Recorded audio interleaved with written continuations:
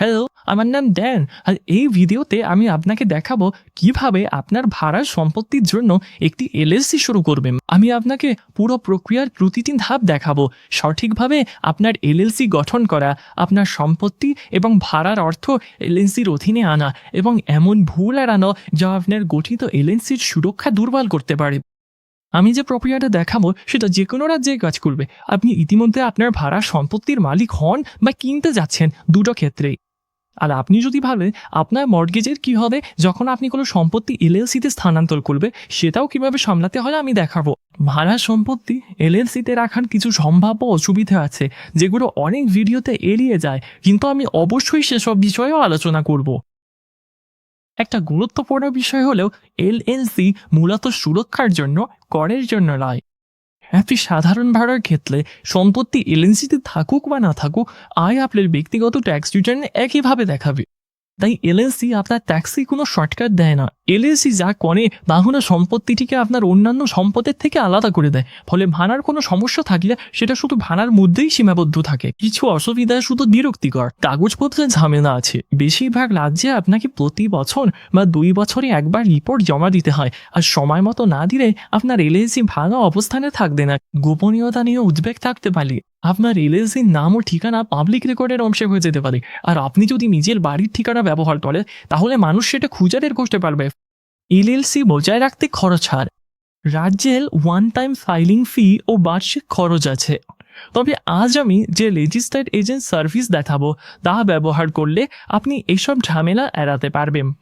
Registered agent হলো আপনার এলএলসির আইনি নথিপত্র গ্রহণকারী ব্যক্তি বা কোম্পানি, যা প্রতিটি রাজ্যের জন্য বাধ্যতামূলক। আমি নর্থ ওয়েস্ট রেজিস্টার্ড এজেন্ট ব্যবহারের পরামর্শ দিচ্ছি। নর্থ ওয়েস্ট তাদের ঠিকানা ব্যবহারের সুযোগ দেয় যাতে নিজের ঠিকানা দিতে না হয়, এতে গোপনীয়তা বজায় থাকে। তারা 50টি রাজ্যেই কাজ করে, তাই আপনার এলএলসি সেই রাজ্যেই হতে হবে যেখানে আপনার সম্পত্তি আছে। তারা ডেডলাইনের আগে ফ্রি রিমাইন্ডার পাঠায়, যা কাগজপত্রের ঝামেলা কমায়। আরেকটি সমস্যা হলো মর্টগেজ থাকা সম্পত্তি এলআইসিতে স্থানান্তর করা কঠিন হতে পারে, যা আমি পরে দেখাবো। এবং আমরা এড়িয়ে যাওয়ার আগে একটি দ্রুত ডিসক্লেমার, আমি আইনজীবী নই এবং আমি একজন হিসাব রক্ষকও নই। এই ভিডিওতে যা দেখাবো তা সবার জন্য কার্যকর, তবে প্রতিটি সম্পত্তি ও পরিস্থিতি ভিন্ন হতে পারে। সম্পত্তি সংক্রান্ত প্রশ্নে ওই এলাকার রিয়েল এস্টেট অ্যাটর্নি এবং ট্যাক্সের জন্য সিপিএ এর সেরা বিশেষজ্ঞ। এভিডিওট আপনাকে পুরো বিষয়টি বুঝতে এবং আত্মবিশ্বাসের সাথে সিদ্ধান্ত নিতে সাহায্য করবে। আপনার প্রথম সিদ্ধান্ত হলো কোন রাজ্যে আপনার এলএলসি হবে।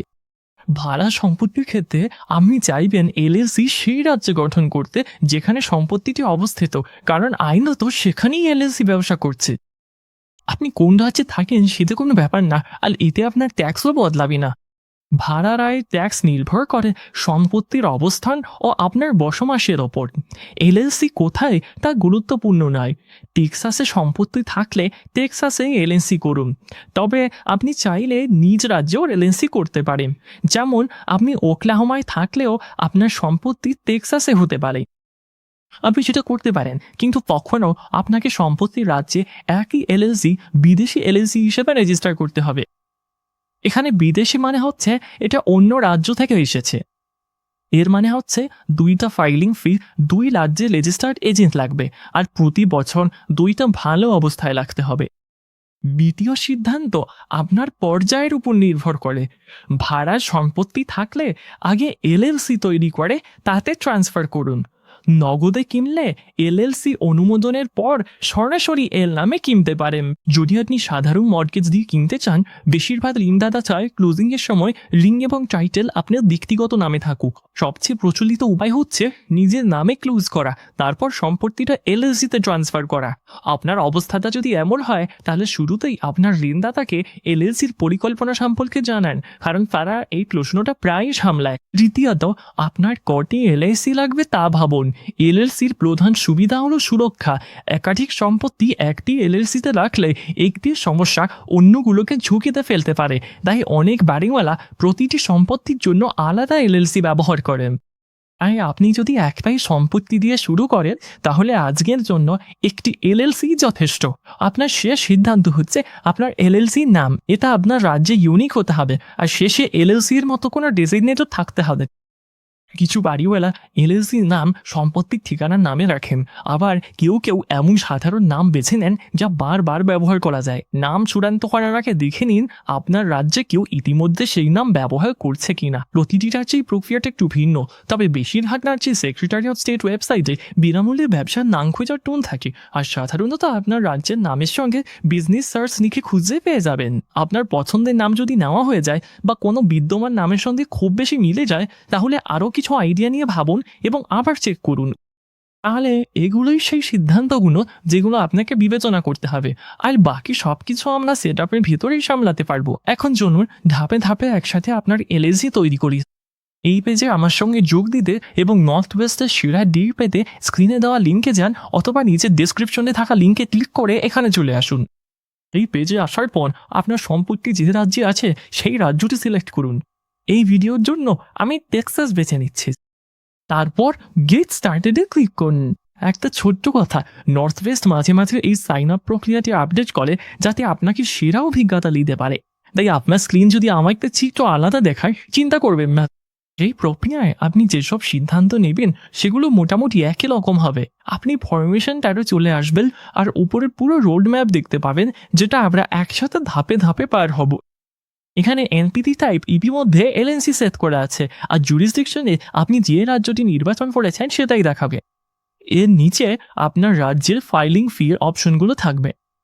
আপনার রাজ্য অনুযায়ী আপনি হয়তো কিছু প্রায়োরিটি অপশন দেখতে পারেন যেগুলো বেশি ফি দিয়ে দ্রুত ফাইলিং প্রসেস করে। টেক্সাসের জন্য স্ট্যান্ডার্ড প্রসেসিং খুব দ্রুত হয়, প্রায় 2 দিন লাগে, আর ফি $310। এই ফি রাজ্য সরকারকে দিতে হয়, নর্থ ওয়েস্টকে নয়, এবং আপনি যেভাবেই ফাইল করুন না কেন এই ফি আপনাকে দিতেই হবে। আপনার রাজ্যের ফি আলাদা হবে আর আপনি সেটা এখানেই স্ক্রিনে দেখতে পাবেন। এছাড়াও আপনি দেখতে পাবেন কোন কোন সুবিধা অতিরিক্ত খরচ ছাড়াই পাচ্ছেন, যেমন ডোমেন নাম, ব্যবসায়িক ইমেল, ব্যবসায়িক ঠিকানা, open source website, phone line আর কিছু ব্র্যান্ড প্রোটেকশন। সবচেয়ে নিচে আপনি একটি বার্ষিক কমপ্লায়েন্স নোট দেখতে পাবেন। নর্থ ওয়েস্ট আপনাকে আপনার রাজ্যের প্রয়োজনীয় রিপোর্টগুলো বিনামূল্যে মনে করিয়ে দেয়, আর যদি আপনি চান তারা আপনার হয়ে ফাইল করুক তাহলে সেই সার্ভিসের জন্য $100 এবং রাজ্যের ফি দিতে হবে, আর আপনি যে কোনো সময় এই রিনিউয়াল সার্ভিস বাতিল করতে পারবেন। ডান পাশে অর্ডার সামারি দেখায় $39 বেসিক প্যাকেজ, প্রথম বছরে লেডিস আর এজেন্টস পার্টিস অন্তর্ভুক্ত আছে, আর আপনার রাজ্যের ফি। আপনি যখন প্রস্তুত তখন কন্টিনিউতে ক্লিক করুন। পরবর্তী ধাপ হল কোম্পানি নেম ট্যাব। আপনি যে নামটি চূড়ান্ত করেছেন সেটি লিখুন এবং যদি এলএলসি না চান তাহলে অন্য কোনো ডিজাইনারটা বেছে দিন। নিচের প্রিভিউতে আপনি দেখতে পাবেন আপনার নামটি রাজ্যের রেকর্ডে কি কেমনভাবে দেখাবে। এর নিচে আপনি ইআইএন ফাইলিং সার্ভিস দেখতে পাবেন। ইআইএন হলো আপনার ব্যবসার ফেডারেল ট্যাক্স আইডি নম্বর। এটা আপনার এলএলসির জন্য সোশ্যাল সিকিউরিটি নম্বরের মতো। আপনাকে ব্যবসার ব্যাঙ্ক অ্যাকাউন্ট খুলতে ইআইএন লাগবে, আর এই আলাদা ব্যাঙ্ক অ্যাকাউন্টই আসলে দায়বদ্ধতা সুরক্ষা বাস্তব করে তোলে। আপনার যদি সোশ্যাল সিকিউরিটি নম্বর থাকে তাহলে নর্থ ওয়েস্ট $50 এটা করে দেবে, অথবা আপনার এলএলসি অনুমোদিত হওয়ার পর আপনি আইআরএস ওয়েবসাইট থেকে এটা নিজেই বিনামূল্যে নিতে পারেন। আপনি যদি দ্রুত এগোতে চান এবং নিশ্চিত হতে চান যে সব কিছু ঠিকভাবে হচ্ছে তাহলে $50 খরচ করে ঝামেলা এড়ানোটা মরিরবান। কিন্তু যদি আপনার সময় থাকে আর শুরুতেই খরচ বাঁচাতে চান তাহলে এটা নিজে করা খুব কঠিন মনে করার দরকার নেই, আর আমি নিচে ডেসক্রিপশনে আইআরএস ওয়েবসাইটের লিঙ্ক দিয়ে দেব। আপনি যখন প্রস্তুত তখন কন্টিনিউতে ক্লিক করুন। অ্যাকাউন্ট ট্যাবে আপনার নাম, 2-factor অথেন্টিকেশনের জন্য একটি ফোন নম্বর, আপনার ইমেল ঠিকানা দিন এবং একটি শক্তিশালী পাসওয়ার্ড তৈরি করুন। আপনার তথ্যগুলো দেওয়া হয়ে গেলে কন্টিনিউতে ক্লিক করুন। সবশেষে আছে পেমেন্ট ট্যাব। ডান পাশে অর্ডার সামারি আরেকবার দেখে নিন। বেসিক প্যাকেজ, আপনার স্টেটের ফাইলিং ফি এবং আপনি যেসব অতিরিক্ত কিছু যোগ করেছেন সেগুলো। এরপর আপনার পেমেন্ট তথ্য ও বিলিং ঠিকানা দিন এবং যখন প্রস্তুত তখন সাবমিট অর্ডারে ক্লিক করুন। পেমেন্টস করার পর আপনাকে আপনার নর্থ ইস্ট অ্যাকাউন্টে নিয়ে যাওয়া হবে। সেখান থেকেই আপনি আপনার ফাইলিং স্ট্যাটাস ট্র্যাক করতে পারবেন এবং আনুমানিক সম্পন্ন হওয়ার তারিখ দেখতে পারবেন। টেক্সাসের জন্য সাধারণ প্রসেসিংয়ে প্রায় 2 দিন সময় লাগে এবং চেক আউটের সময় আপনার স্টেটের সময়সীমা মনে করিয়ে দেওয়া হবে। সাইন আপ শেষ করার পর নর্থ ওয়েস্ট আপনার অ্যাকাউন্টের ভেতরেই আপনার কোম্পানির বাকি তথ্য সংগ্রহ করবে। আপনাকে কিছু গুরুত্বপূর্ণ বিষয় ঠিক করতে হবে, যা আপনার এলএলসির গঠন ও গোপনীয়তা নির্ধারণ করবে। আপনার ব্যবসার উদ্দেশ্য, ঠিকানাগুলো এবং এটি কিভাবে পরিচালিত হবে। শুরুতে ব্যবসার উদ্দেশ্য দেখা যাক। এটা শুধু আপনার এলএলসি কি করে তা সংক্ষিপ্ত বর্ণনা, 1 বা 2টা সহজ বাক্যই যথেষ্ট। যেমন, এই ব্যবসার উদ্দেশ্য হলো আবাসিক ভাড়ার সম্পত্তি মালিকানা ও ব্যবস্থাপনা করা। এরপর আছে আপনার এলএলসির ঠিকানাগুলো। আপনি একটি অংশ দেখতে পাবেন যেখানে আপনার রাজ্যের রেকর্ডের জন্য ঠিকানা দিতে হবে, এবং এখানে আপনাকে 2টি ঠিকানা নির্ধারণ করতে হবে, একটি ফিজিক্যাল ঠিকানা এবং একটা মেলিং ঠিকানা। সবচেয়ে গুরুত্বপূর্ণ বিষয় হলো এখানে আপনার এলএলসির ঠিকানা চাওয়া হচ্ছে, আপনার সম্পত্তির ঠিকানা নয়। আপনার ভাড়ার সম্পত্তির ঠিকানা গঠনের কাগজপত্রে একদমই যায় না। এটা থাকে দলিলে, যেটা আমরা এই ভিডিওর পরে দেখাবো। আপনি ফাইলিংয়ে যে ঠিকানাই দেন না কেন সেটা পাবলিক রেকর্ডের অংশ হয়ে যেতে পারে। অধিকাংশ মানুষের জন্য আমি ফিজিক্যাল আর মেলিং ঠিকানা দুটোর জন্যই নর্থ ওয়েস্টের রেজিস্টার্ড এজেন্টের ঠিকানা ব্যবহার করার পরামর্শ দেব। এবারে আপনার বাড়ির ঠিকানা পাবলিক রেকর্ডে থাকবে না। আইনজীবীকে আইনি নোটিশ পাঠানোর একটা অপশনও দেখতে পারেন। আইনজীবী থাকলে এটি চালু রাখুন, নইলে বাদ দিন। এরপর আপনার এলএলসির পরিচালনা পদ্ধতি ঠিক করুন। মেম্বার ম্যানেজড মানে হচ্ছে মালিকরাই নিজেরাই এলএলসি পরিচালনা করেন, আর একজন মালিক ল্যান্ডলর্ডের জন্য। বেশিরভাগ মানুষের জন্য এটাই সঠিক পছন্দ। ম্যানেজার ম্যানেজড হলো সেই পরিস্থিতির যেখানে মালিকরা সিদ্ধান্ত নেন না। সহজ কথায়, ভাড়া সংগ্রহের জন্য প্রপার্টি ম্যানেজার নিয়োগ মানে ম্যানেজড অপশন নয়। ওটা কেবল আপনি ভাড়া করে একটি কোম্পানি, মালিক নয়। আপনি যদি কারোর সাথে মিলে রেন্টাল দিয়ে মালিকানায় রাখেন, তাহলে এখানে এলএলসির অন্য মালিকদের নাম যোগ করবেন। এবং শেষ পর্যন্ত নর্থ ওয়েস্ট কিছু অতিরিক্ত সার্ভিসের পরামর্শও দিতে পারে, যেমন এসকর্ট নির্বাচন, প্রিমিয়াম মেল, ট্রেডমার্ক ফাইলিং অথবা একটা ডিবিএ। একটি ভাড়ার সম্পত্তির জন্য বেশিরভাগ মানুষেরই অতিরিক্ত সার্ভিসগুলোর প্রয়োজন পড়ে না। মানুষ সাধারণত এসকর্প নির্বাচন নিয়ে জানতে চায়, তবে ভাড়ার ক্ষেত্রে আমি এটি এড়িয়ে চলতে বলবো। এসকর্পের ট্যাক্স সুবিধাগুলো এখানে প্রযোজ্য নয়, এবং চাইলে পরে আপনার সিপিএর মাধ্যমে এটি করতে পারবেন। এরপর নর্থ ওয়েস্ট রাজ্যের সাথে ফাইলিং সম্পন্ন করবেন। আপনি অপেক্ষা করার সময় পরবর্তী ধাপে যেতে পারেন আপনার অপারেটিং এগ্রিমেন্ট তৈরি করা। একটা অপারেটিং এগ্রিমেন্ট হচ্ছে আপনার এলএলসির জন্য নিয়মের বইয়ের মতো। এতে বলা থাকে কে এলএলসির মালিক, কে সিদ্ধান্ত নেয়, আর টাকা কিভাবে চলাচল করো। আপনি যদি একমাত্র মালিকও হন, তবুও একটা অপারেটিং এগ্রিমেন্ট থাকা উচিত, কারণ ব্যবসায়িক অ্যাকাউন্ট খোলার সময় ব্যাংক প্রায় এটি চাইবে। আর এটি না থাকলে আপনার রাজ্যের ডিফল্ট নিয়ম অনুযায়ী আপনার এলএলসি চলবে। আপনি যদি কারোর সাথে মিলে রেন্টালটির মালিক হন, তাহলে এই ডকুমেন্টটি আরও গুরুত্বপূর্ণ হয়ে যায়। লিখিতভাবে উল্লেখ করুন কে ডাউন পেমেন্ট দিয়েছে, ভাড়া ও খরচ কিভাবে ভাগ হবে, কে ভাড়াটিয়াদের দেখাশোনা করবে, আর কেউ বেরিয়ে যেতে চাইলে কি হবে। নর্থ ওয়েস্ট আপনার অ্যাকাউন্টে ফ্রি অপারেটিং এগ্রিমেন্ট টেমপ্লেট দেয়, আর আমি বর্ণনায়ও একটি লিঙ্ক দিয়ে দেব। একজন মালিকের জন্য টেমপ্লেটটি ভালো একটি শুরু। আর যদি পার্টনার থাকেন, তাহলে সাইন করার আগে একজন আইনজীবীকে দেখানোই ভালো। এই ডকুমেন্টটি আপনাকে রাজ্যে জমা দিতে হয় না, আপনি শুধু সাইন করে এটি আপনার ব্যবসার রেকর্ডের সাথে রেখে দিন। আপনার এলএলসি অনুমোদিত হলে এবং আপনি ইআইএন পেলে, তখন আপনি এলএলসির জন্য একটি ব্যবসায়িক ব্যাংক অ্যাকাউন্ট খুলতে পারবেন। বেশিরভাগ ব্যাংক আপনাকে সেই ইআইএন এবং আপনার অপারেটিং এগ্রিমেন্ট চাইবে, তাই দুটোই প্রস্তুত রাখুন। মনে রাখবেন, যদি আপনি আপনার ইআইএন নর্থ ওয়েস্ট দিয়ে না করিয়ে থাকেন, তাহলে আপনাকে আইআরএস ওয়েবসাইটে নিজেই সেটা করতে হবে। আমি নিজের বর্ণনায় সেই সাইটের লিঙ্ক দিয়ে দেব। এই অ্যাকাউন্টটি এলএলসির সুরক্ষাকে বাস্তব করে তোলে। আপনি যদি এলএলসির টাকা আপনার ব্যক্তিগত টাকার সাথে মিশিয়ে ফেলেন, তাহলে আদালত সিদ্ধান্ত নিতে পারে যে এলএলসি আসলে আলাদা কোনো ব্যবসা নয়, আর আপনি যে সুরক্ষার জন্য এটি করেছিলেন সেটি হারাতে পারেন। তাই এখন থেকে ভাড়ার টাকা এই অ্যাকাউন্টে যাবে, আর সম্পত্তির খরচ এখান থেকেই বেরোবে। সিকিউরিটি ডিপোজিটও এখানে থাকবে, আপনার ব্যক্তিগত অ্যাকাউন্টে নয়। প্রথম দিন থেকেই টাকা আলাদা রাখুন, তাহলে কখনো এ নিয়ে চিন্তা করতে হবে না। আমি যে বিজনেস ব্যাংক অ্যাকাউন্টে সুপারিশ করি তার লিঙ্ক নিচের বর্ণনায় পাবেন। এবার চলুন সম্পত্তিটা এলএলসিতে নিয়ে আসি। আপনি যদি এলএলসির নামে নতুন কোনো সম্পত্তি কিনে থাকেন, তাহলে এই ধাপটি এড়িয়ে যেতে পারেন, কারণ ক্লোজিংয়ের সময়ই টাইটেন সংক্রান্ত কাজ হয়ে যায়। আপনার যদি ইতিমধ্যে ভাড়ার সম্পত্তি থাকে, তাহলে নতুন ডিডের মাধ্যমে ট্রান্সফার করতে হবে। ডিড হলো মালিকানার দলিল। আপনাকে একটা নতুন ডিডে সই করতে হবে, যা সম্পত্তিটি আপনার এলএলসির নামে দেবে এবং এটি কাউন্টিতে রেকর্ড হবে। এই ধাপটি একা না করাই ভালো। একজন রিয়েল এস্টেট অ্যাটর্নি বা টাইটেল কোম্পানি অল্প খরচে সঠিক ডিড তৈরিও রেকর্ড করে দিতে পারে। এই অংশটা গুরুত্বপূর্ণ, কারণ ভুল ধরনের ডিড আপনার টাইটেল ইন্স্যুরেন্সে প্রভাব ফেলতে পারে এবং কিছু কিছু রাজ্যে মালিকানা পরিবর্তনের সময় ট্রান্সফার ট্যাক্স নেওয়া হয়। একজন স্থানীয় পেশাদার ঠিক জানতেন আপনার ক্ষেত্রে কোনটা প্রযোজ্য। বড় প্রশ্ন হচ্ছে, তাহলে আপনার মর্গেজের কি হবে? অনেক মর্গেজেই ডিউ অন সেল ক্লজ থাকে। এই ক্লজে বলা আছে, আপনি যদি সম্পত্তি হস্তান্তর করেন তাহলে ঋণদাতা পুরো ঋণের বাকি টাকা একসাথে চাওয়ার অধিকার রাখে। সাধারণত যেসব ঋণ দেওয়া হয় সেগুলোর নীতিমালায় সাধারণত অনুমতি দেওয়া হয় যে আপনি আপনার মালিকানা দিয়ে ও নিয়ন্ত্রিত এলএলসিতে সম্পত্তি স্থানান্তর করতে পারেন এবং এতে আপনার পেমেন্টের কিছুই বদলাবে না। আপনার একই ঋণ থাকবে, একই সুদের হার থাকবে এবং আপনি আগের মতোই পেমেন্ট চালিয়ে যাবেন। তবে এটা নিয়ে আন্দাজ করা ঠিক হবে না। কিছু দেওয়ার আগে ঋণদাতাকে ফোন করে আপনার পরিকল্পনার কথা জানান এবং পারলে লিখিত উত্তর নিন।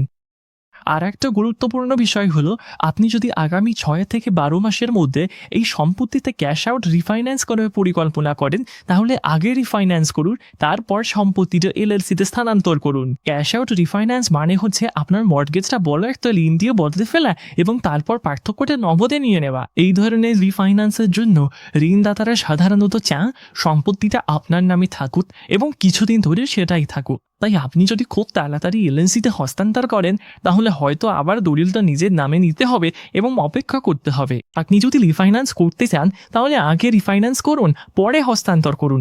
এইভাবে করলে এসব ঝামেলা এড়ানো যাবে। আপনার এলএলসি যখন সম্পত্তির মালিক হয়ে যাবে তখন আরেকটা কাজ বাকি থাকবে।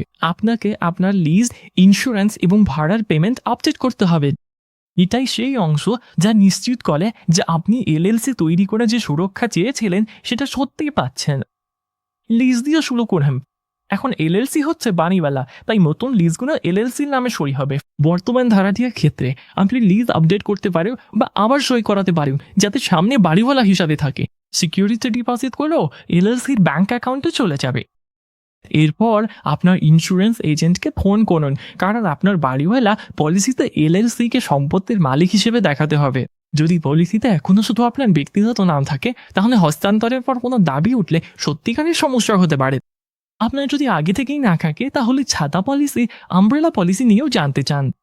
একটা ছাতা পলিসি হচ্ছে অতিরিক্ত দায়বদ্ধতা কভারেজ যা আপনার অন্যান্য পলিসির ওপরে থাকে এবং এটি সাধারণত যে পরিমাণ সুরক্ষা দেয় তার তুলনায় বেশ সস্তা। এটাতে ভাবুন, ইন্স্যুরেন্স হচ্ছে আপনার প্রথম প্রতিরক্ষা, এলএলসি হচ্ছে দ্বিতীয় এবং আদর্শভাবে আপনি দুটোই চান। এবং সবশেষে ভাড়া টাকা এলএলসির নামে পরিশোধ হয় এবং এলএলসির ব্যাংক অ্যাকাউন্টে জমা পড়ে। এই 3টি বিষয়ের আপডেট হয়ে গেলে আপনার ভাড়ার সম্পত্তি পুরোপুরি এলএলসির অধীনে চলে আসে। শেষ নাম হচ্ছে আপনার এলএলসিকে ভালো অবস্থায় রাখা। আপনি যদি তা না করেন তাহলে আপনাকে দেরিতে দিতে হতে পারে এবং শেষ পর্যন্ত রাজ্য আপনার এলএলসি বন্ধ করে দিতে পারে। ফলে আপনি যে সুরক্ষা গড়ে তুলেছেন তা হারিয়ে ফেলবেন। ভালো অবস্থায় থাকার সাধারণত 2টি অংশ থাকে। প্রথমটি হচ্ছে রেজিস্টার্ড এজেন্ট সার্ভিস। নর্থ ওয়েস্টের ক্ষেত্রে প্রথম বছরটি ফ্রি, এরপর প্রতি বছর $125 নবায়ন হয়। দ্বিতীয়টি হচ্ছে আপনার রাজ্যের বাধ্যতামূলক রিপোর্টিং। বেশিরভাগ রাজ্যে এলএলসিকে প্রতি বছর বা 2 বছরে একবার রিপোর্ট জমা দিতে হয় এবং ফি রাজ্যভেদে ভিন্ন হয়। নর্থ ওয়েস্ট আপনাকে এসব সময়সীমা সম্পর্কে ফ্রিতে মনে করিয়ে দেয়, আর আপনি চাইলে তাদের সার্ভিস আপনার হয়ে রিপোর্ট জমা দিতে পারে। এটা $100, সাথে আপনার রাজ্যের ফি যোগ হবে, আর আপনি চাইলে আপনার অ্যাকাউন্ট থেকে যে কোনো সময় পাতেই করতে পারবেন। এখানে দ্রুত একটা উদাহরণ দেওয়া হলো কেন আপনার রাজ্যের নিয়ম জানা লাভজনক। টেক্সাসের সেক্রেটারি অফ স্টেটের কাছে বার্ষিক রিপোর্ট জমা দিতে হয় না। এর বদলে টেক্সাসের এলএলসিগুলোকে প্রতি বছর রাজ্য কন্ট্রোলারের কাছে 2টি রিপোর্ট জমা দিতে হয়, একটা ফ্র্যাঞ্চাইজি ট্যাক্স রিপোর্ট আর একটা পাবলিক ইনফরমেশন রিপোর্ট। বেশিরভাগ ছোট ল্যান্ডলর্ডদের এই রিপোর্টে কোনো ট্যাক্স দিতে হয় না, কিন্তু তারপরও আপনাকে রিপোর্ট জমা দিতেই হবে, আর এগুলো বাদ দিলেই আপনার এলএলসি ভালো অবস্থায় থাকবে না। আপনার রাজ্যেরও এরকম নিজস্ব নিয়ম থাকবে, তাই সময় নিয়ে ডেডলাইনগুলো জেনে নিন, অথবা চাইলে নর্থ ওয়েস্টকে দিয়ে এগুলো সামলাতে পারেন। আপনি যদি আপনার রাজ্যের জন্য পুরো গাইড চান, আমি কয়েকটি রাজ্যের জন্য ধাপে ধাপে এলএলসি ভিডিও বানিয়েছি, আর সেগুলোর লিঙ্ক নিচের ডেসক্রিপশনে দেওয়া আছে। আর যাওয়ার আগে আমি আপনাকে 2টি গুরুত্বপূর্ণ ফোন কল করার পরামর্শ দেব। আপনার সম্পত্তি সোজা রাজ্যে একজন রিয়েল এস্টেট অ্যাটর্নির সাথে যোগাযোগ করুন ডিড ট্রান্সফার, লিজ আপডেট এবং অপারেটিং এগ্রিমেন্টের জন্য, বিশেষ করে যদি আপনার পার্টনার থাকে। আর একজন সিপি এর সাথে কথা বলুন যাতে ট্যাক্সের দিকটা আপনার পরিস্থিতির সাথে মানানসই হয়। এই দুইটা আলোচনা করা খুবই গুরুত্বপূর্ণ, যাতে আপনি এবং আপনার সম্পত্তির জন্য যেই পূর্ণ সুরক্ষা চান সেটা নিশ্চিত করা যায়। এখন পর্যন্ত শুধু অনুসরণ করে থাকলে এবং এখন আপনার এলএলসি শুরু করতে প্রস্তুত হলে মনে রাখবেন ডেসক্রিপশনের লিঙ্কটি ব্যবহার করুন, যেন নর্থ ওয়েস্ট রেজিস্টার্ড এজেন্টের মাধ্যমে আপনি সেরা মূল্য পান। আপনার বিনিয়োগ সুরক্ষিত করার জন্য অভিনন্দন, আর দেখা হবে পরের ভিডিওতে।